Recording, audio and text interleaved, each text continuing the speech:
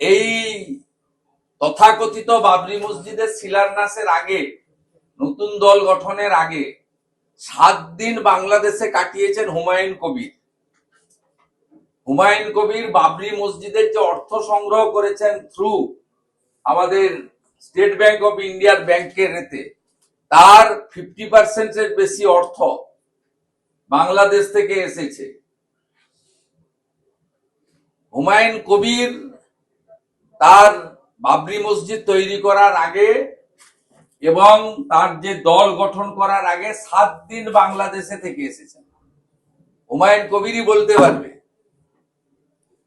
এবং হুমায়ুন কবির বাংলাদেশের জামাত, মমতা ব্যানার্জি সেতু। অতএব আপনারা যারা রাষ্ট্রবাদী আছেন, হিন্দুরা তো বটেই, রাষ্ট্রবাদী মুসলিমরাও এগিয়ে আসুন। এটা দেশের সুরক্ষার প্রশ্ন, বাংলার সুরক্ষা।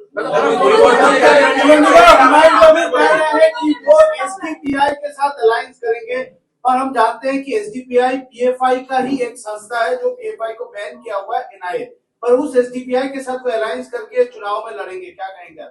क्या करने का बात ही नहीं, मैं बता दिया थोड़ी देर पहले। उन्होंने बाबर के नाम पर जो मस्जिद बना रहा है उसका फाउंडेशन स्टोन लेने का पहले और नया पार्टी बनाने का पहले उन्होंने 7 दिन का प्रवास किया बांग्लादेश। कहाँ का प्रवास किया, ये छानबीन होना चाहिए, इन्वेस्टिगेशन होना चाहिए। और थ्रू बैंक उनका जो रुपया आया, करोड़ रुपया एक मस्जिद बनाने के लिए, उसमें बांग्लादेश से कितना रुपया आया, कौन कौन रुपया दिया है, उनका भी छानबीन होना चाहिए। स्टेट बैंक को लिस्ट डिक्लेयर कर देना चाहिए बांग्लादेश का कौन कौन है, वहां उसका लिंक अप किसका किसका है। यहाँ टीएमसी का जो एमपी गया था राज्यसभा में, हसन इमरान, उन्होंने तो सीधा सिमी का आदमी था, उसका साथ बांग्लादेश एक्सट्रीमिस्ट फोर्स का रिलेशन था। जब हसीना वाजिद प्राइम मिनिस्टर थी तब सिद्दीकुल्ला चौधरी मिनिस्टर का, उनका पासपोर्ट वहां इजाजत नहीं मिला, दे डिसएग्री। सब पता है खगड़ागढ़ में कौन इन्वॉल्व था। हरिहरपाड़ा खजेरी मदरसा में जो 7 से को अंसारुल बांग्ला को अरेस्ट किया, वो कौन था। ये इतना सारा सबूत होने का बाद भी इसमें ज्यादा बोलने का तो कोई जरूरत ही नहीं है। इसलिए ममता बनर्जी 550 किलोमीटर एरिया में जमीन नहीं दे रहा है बीएसएफ को फेंसिंग लगाने के लिए। इसका पीछे क्या मकसद है तो पूरा सबको पता है। এই তথাকথিত বাবরি মসজিদের শিলান্যাসের আগে, নতুন দল গঠনের আগে 7 দিন বাংলাদেশে কাটিয়েছেন হুমায়ুন কবির।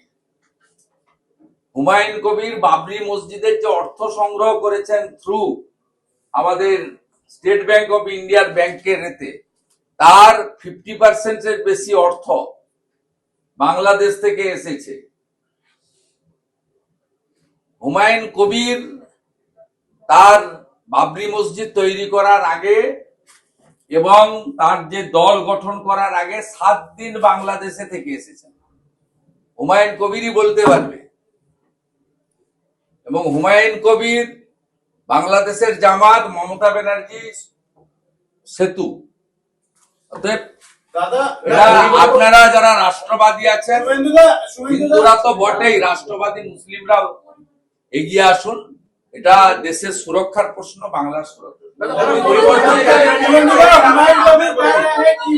एसडीपीआई के साथ अलायंस करेंगे, और हम जानते हैं कि एसडीपीआई पीएफआई का ही एक संस्था है जो पीएफआई को बैन किया हुआ है एनआईए, पर उस एसडीपीआई के साथ वो अलायंस करके चुनाव में लड़ेंगे, क्या कहेंगे?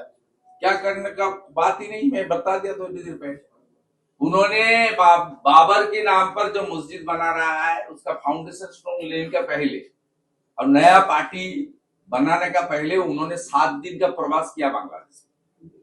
कहाँ का प्रवास किया, ये छानबीन होना चाहिए, इन्वेस्टिगेशन होना चाहिए। और थ्रू बैंक उनका जो रुपया आया, करोड़ रुपया एक मस्जिद बनाने के लिए, उसमें बांग्लादेश से कितना रुपया आया, कौन कौन रुपया दिया है, उनका भी छानबीन होना चाहिए। स्टेट बैंक को लिस्ट डिक्लेयर कर देना चाहिए बांग्लादेश का कौन कौन है, वहां उसका लिंक अप किसका किसका है।